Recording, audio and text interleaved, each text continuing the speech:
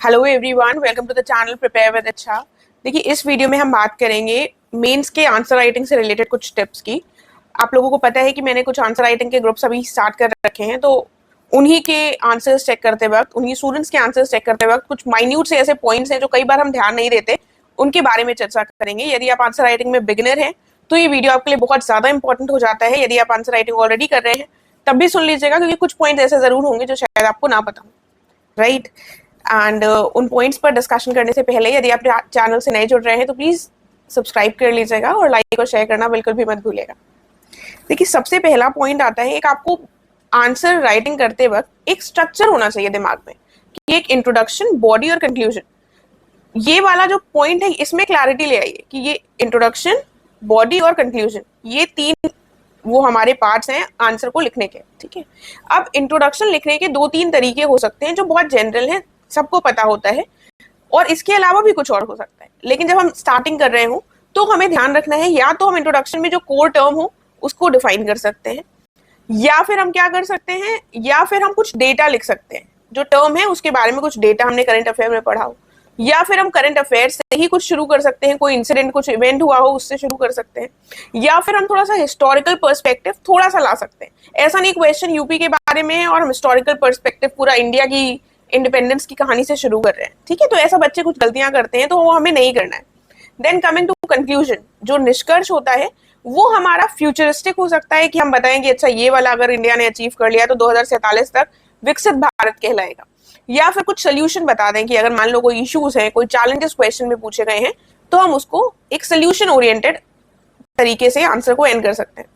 ठीक है, कुछ एक्सेप्शंस भी होते हैं, कुछ क्वेश्चंस में अगर हम कंक्लूजन नहीं लिखते हैं तो चल जाता है। जैसे अब ज्योग्राफी का डायरेक्टली आपसे ओशन करेंट्स पूछ लिए गए, तो उसमें अगर आप कंक्लूजन नहीं लिखेंगे तो कोई प्रॉब्लम नहीं है। डायरेक्टली पूछा गया है कि Arctic ocean, sorry, Atlantic ocean के करेंट्स बताइए, तो आप उन्हीं के बता दीजिए, उसमें डायग्राम ड्रॉ कर दीजिए बस। तो मतलब ये बेसिक जनरल चीजें हैं जो आपको फॉलो करनी है। एक्सेप्शंस हर जगह होंगे। जब आप जीएस 4 करेंगे तो आपको थोड़ा सा डिफरेंटली डील करना पड़ेगा, जब आप बाकी के जीएस पेपर करेंगे तो थोड़ा सा डिफरेंटली डील करना पड़ेगा, राइट। कुछ टॉपिक में डिफरेंट होगा, जैसे आप ज्योग्राफी पढ़ेंगे तो आपको अलग तरीके से लिखना होगा। ठीक है, वो चीजें जब आप लिखते रहेंगे, आंसर राइटिंग प्रैक्टिस करेंगे तब भी आएगी। देन बात आती है बॉडी पार्ट की। ठीक है, मैंने देखा कि बहुत सारे बच्चे बड़े बड़े पैराग्राफ्स में लिख देते हैं। ठीक है, बड़े बड़े पैराग्राफ्स में नहीं, पॉइंट्स में लिखने की कोशिश किया करिए। अपनी बात को जितना सटीक और क्रिस्प कर कर लिखेंगे, शॉर्ट में, जैसे हम लोग बचपन में प्रेसी राइटिंग करते थे, अभी भी हमको लिखना होता है हिंदी के पेपर में, तो जितना हम शॉर्ट कर कर लिखेंगे अपने पॉइंट को, ऐसा नहीं आप जो रेलेवेंट इन्फॉर्मेशन है उसको ना लिखें, जो रेलेवेंट और इंपॉर्टेंट पॉइंट्स है वो लिखेंगे। लेकिन कई बार हम कहानी बांधने लगते हैं, जैसे हम स्कूल और कॉलेज में करते थे, वो नहीं करना है। जो भी पॉइंट्स है उसमें आपको सीधी बात, नो बकवास वाले तरीके को अपनाना है और पॉइंट्स में लिखने की कोशिश करनी है। कुछ कुछ आंसर्स ऐसे हो सकते हैं एथिक्स के जिसमें आप पैराग्राफ लिखें, तो बिल्कुल लिखिए, लेकिन वो पैराग्राफ डिवाइडेड होना चाहिए। ऐसा नहीं कि पूरा एक पेज में ऊपर से नीचे तक हो गया, राइट। तो ये थोड़ा सा बेसिक हो गया इंट्रोडक्शन, बॉडी और कंक्लूजन के बारे में, जो ध्यान देने वाली बात है। उसके बाद बात आती है, दूसरी बात आती है, अब जैसे 8 मार्क्स के क्वेश्चन पूछे जाते हैं, 12 मार्क्स के क्वेश्चन पूछे जाते हैं। 8 मार्क्स में 125 शब्द होंगे, 12 मार्क्स में 200 शब्द होंगे। तो अब इसका हम अंदाजा कैसे लिखें? अंदाजा आपको ये रखना है कि वहां पर स्पेस मिलती है, क्वेश्चन ऊपर लिखा रहता है, एक आपको क्वेश्चन पेपर अलग से मिलेगा, ठीक है, और जो आपको आंसर शीट मिलेगी उसमें भी क्वेश्चन लिखे होंगे हिंदी और इंग्लिश में, और स्पेस होगी। ठीक है, तो ये दिमाग में बनाकर चलिए। जो यूपीएससी लिखी हुई शीट्स आती हैं, अगर आपको नहीं पता है तो अमेजॉन वगैरह में मिल जाएंगी। उन शीट्स के आपको लगभग 8 मार्क्स के क्वेश्चन में 1.5 से 2 पन्ना आपको भरना है। अब ये भी है कि आप स्पेस यूटिलाइजेशन प्रॉपरली करें। कुछ बच्चे बहुत पास लिखते हैं, ठीक है, कुछ बच्चे बहुत दूर लिखते हैं, तो हर चीज में बैलेंस इंपॉर्टेंट है। वहां पर आपके 125 शब्द कोई नहीं काउंट करेगा, लेकिन ऐसा ना हो कि वो अट्रैक्ट हो जाए कि इन्होंने इतना दूर लिखा है, इसका मतलब पक्का 125 शब्द नहीं होंगे, या फिर इतना ज्यादा लिखा है कि एक ही पेज में 125 शब्द एक्सीड हो गया, राइट। तो ये बैलेंस आपको बनाना पड़ेगा, और 1.5 से 2 पेजेस में आपको आंसर कंप्लीट करना है, मानकर चलिए 8 मार्क्स वाला, और जो आपका दूसरा आ जाता है 12 मार्क्स वाला, वो 2.5 से 3 पेज का एवरेज मानकर चलिए।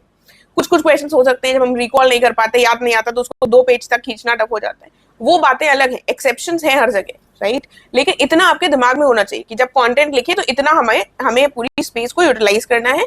उसी में आप कोने में ऐसे डायग्राम बना सकते हैं, सब कुछ कर सकते हैं, ठीक है।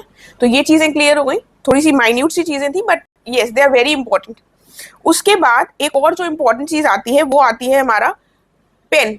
देखिए, सबसे पहली बात तो पेन आपको एक ऐसा यूज करना है जिसको लिखते वक्त जिससे आपका फ्लो बना रहे। क्योंकि मेंस में इतना लिखना होगा कि आपको टाइम ही नहीं मिलेगा कि आप रुक कर सोचें, और पेन ऐसा ना हो जो आपको हाथ थका दे, आपको बैक टू बैक पेपर्स लिखने होंगे 3-3 घंटे। तो ऐसा पेन चूज करिए अपने अकॉर्डिंग जो आपको कन्वीनियंट हो आपके लिए, ठीक है। ऐसा ना हो कि वो पेन इतना भारी हो गया कि हमारा अंगूठा पहले ही स्टार्टिंग के ही आंसर्स में दर्द होने लगे। बॉल पेन यूज कर सकते हैं आप, जेल पेन यूज कर सकते हैं, ठीक है। जो आपको यूज करना है वो यूज कीजिए। हर इंसान अलग अलग पेन यूज कर रहा है अपने कन्वीनियंस के हिसाब से, ठीक है। तो इसीलिए मैं आपको ऐसा पेन नहीं सजेस्ट करूंगी। जो पेन मैंने यूज किया है वो मैं आपको दिखा सकती हूँ, वो ये पेन है। ये पेन है, इसका ड्रॉबैक ये है इस पेन का, ये सेलो पावर फाइन कर है। ड्रॉबैक ये है कि इसमें थोड़ा लाइट लिखता है कंपैरेटिवली, और हमारी प्रेजेंटेशन तब ज्यादा अच्छी होती है जब हम थोड़ा सा डार्क लिखें, ठीक है। पन्ने में ऐसा ना हो पीछे छप जाए, वो भी नहीं होना चाहिए, लेकिन थोड़ा सा डार्क लिखे। इसके कुछ कई बार क्या होता है, बहुत लाइट लिख जाता है, कई बार ठीक ठाक लिखता है। तो ये इस पेन का ड्रॉबैक है। एनीवेज आप लोग चाहें तो इसको यूज कर सकते हैं, अदरवाइज आप अपने हिसाब से एक्सपेरिमेंट कर और लोगों ने जो पेन यूज किए उसके हिसाब से चूज कर लीजिएगा। दूसरी बात है, कुछ बच्चे क्या करते हैं, 2 पेन यूज करते हैं।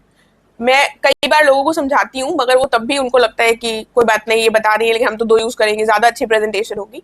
वहां पर आपने अगर एक बार पेन रोक लिया मेंस में, तो आप जो आपके 1-2 मिनट भी वेस्ट हो जाएंगे ना, तो वो एंड में आपको भारी पड़ेंगे। आपको लगेगा अरे यार पेपर छूटने लगा, वो प्रेशर क्रिएट हो जाएगा। पेन रोकना आप अफोर्ड नहीं कर सकते। और पेन चेंज करने का मतलब समझ रहे हैं कि थोड़ा सा हमने फिर अंडरलाइन किया, दूसरे पेन से ऐसे किया, तो पेपर 100% छूट जाएगा। अब आप एकदम ही ब्रिलियंट और एक्सेप्शनल केस हो तो नहीं बता सकती, मगर मेंस में हमको एक ही कलर का पेन यूज करना है। जब हिंदी का पेपर होगा, ठीक है, तब हम 2 पेन यूज कर सकते हैं, 2 डिफरेंट कलर्स के, ब्लू और ब्लैक, क्योंकि वहां पर हमारे पास सफिशिएंट टाइम होता है। बाकी पेपर्स में हमें इतना टाइम नहीं मिलता कि हम पेन चेंज करें। तो एक ही कलर का पेन लीजिए, ब्लू ले लीजिए, और ब्लू कलर के पेन में आपको करना क्या है, आपको ऐसा पेन चूज करना है जिससे आपकी हैंडराइटिंग भी अच्छी रहे, जो आपको पेन भारी ना लगे, फ्लो आपका बना रहे, ठीक है। ये 2-3 पॉइंट्स है पेन को चूज करते वक्त, ध्यान रखिएगा। उसके बाद बात आते हैं कंटेंट। कुछ बच्चे कुछ स्टूडेंट्स बहुत अच्छा कंटेंट लिखते हैं, लेकिन वो कीवर्ड्स को अंडरलाइन नहीं करते। कीवर्ड्स को अंडरलाइन करना बहुत इंपॉर्टेंट है। अगर एग्जामिनर है, आप मान लीजिए आप किसी की कॉपी चेक कर रहे हैं, आप पन्ने पलट रहे हैं, हर क्वेश्चन 20 क्वेश्चन कोई नहीं पढ़ेगा, कुछ क्वेश्चन पढ़ते होंगे, कुछ नहीं पढ़ते होंगे, जो भी करते हो, राइट। एक क्वेश्चन तो एक लाइन तो कोई नहीं पढ़ता होगा, ये तो बात सबको ही क्लियर है, राइट। तो वहां पर अगर आपने अंडरलाइन कर रखा है, आपने बहुत अच्छा एक शब्द लिख रखा है, उसको आपने अंडरलाइन कर रखा है, तो पन्ना पलटते वक्त तो वो इंसान ध्यान दे देगा, अच्छा इन्होंने ये पॉइंट लिखा है। लेकिन हमने चाहे जितना अच्छा लिखा हो, हमने उसको अंडरलाइन नहीं किया, तो उनकी अगर नजर नहीं गई उस शब्द पर, तो क्या होगा, मार्क्स मिलेंगे आपको एक्स्ट्रा? बिल्कुल नहीं मिलेंगे। ये भी ध्यान रखना है कि ऐसा ना हो पूरा पेज ही हमारा अंडरलाइन हो जाए, ठीक है। जो इंपॉर्टेंट शब्द हो वही कीवर्ड होता है, और उसी को अंडरलाइन करना है बस। हर चीज को अंडरलाइन भी नहीं करना है, और ऐसा भी नहीं हम कुछ अंडरलाइन ही ना करें। बैलेंस इसमें भी बनाना है, ठीक है। तो ये पॉइंट बहुत स्टूडेंट्स स्किप कर देते हैं, तो इसको ध्यान रखिएगा। एंड देन बात आती है, कई बार हम जब ऐसे गोला बनाकर चित्र बना रहे होते हैं, मैप बना रहे होते हैं, तो हम स्पेस यूटिलाइजेशन का ध्यान नहीं देते।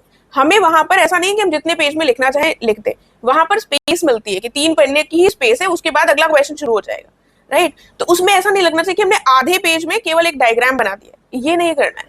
आपको इतना स्मार्टली स्पेस को यूटिलाइज करना है कि आपका काम भी नीट एंड क्लीन लगता रहे, और ये भी ना लगे कि आपने स्पेस वेस्ट करी है, कि आपने सिर्फ पन्ने भरने के लिए कर रहे हैं, ठीक है। ये सारी चीजें जब आप खुद लिखने बैठेंगे ना, फिर आप देखेंगे अच्छा यहाँ पर ये वाली स्पेस बहुत ज्यादा लग रही है, तभी समझ में आएगा। But these are the points जो हमें जरूर ध्यान रखने हैं। कई बार हम स्पेस को बहुत ऐसे बच्चे हैं जो स्पेस वेस्ट कर देते हैं, पर चले यूपी का मैप इतना बड़ा बना दिया जिसकी जरूरत ही नहीं थी, जिसको आप छोटा सा कोने में करके बना सकते थे पेज के, राइट। तो ये कुछ ऐसे पॉइंट्स हैं जिनको हमें जरूर ध्यान रखना चाहिए मेंस की आंसर राइटिंग करते वक्त। आई होप आप सभी लोग कर रहे होंगे इस समय, तो इन पॉइंट्स को थोड़ा सा ध्यान रख लीजिएगा, और पेन को चूज करना बिल्कुल भी मत भूलिएगा। यही वो टाइम है जब आप अपने लिए एक पेन डिसाइड कर रख सकते हैं, और उसी से अगर आप नोट्स भी बना रहे हैं तो उसी पेन को यूज कर बनाइए, ठीक है। एंड अगर आपको कोई और क्वेश्चन हो आंसर राइटिंग के रिगार्डिंग, तो आप मुझसे पूछ सकते हैं। टेलीग्राम चैनल के माध्यम से जुड़ सकते हैं मुझसे, और वहां पर पूछ सकते हैं, और चैनल को सब्सक्राइब करना बिल्कुल मत भूलिएगा। Thank you so much.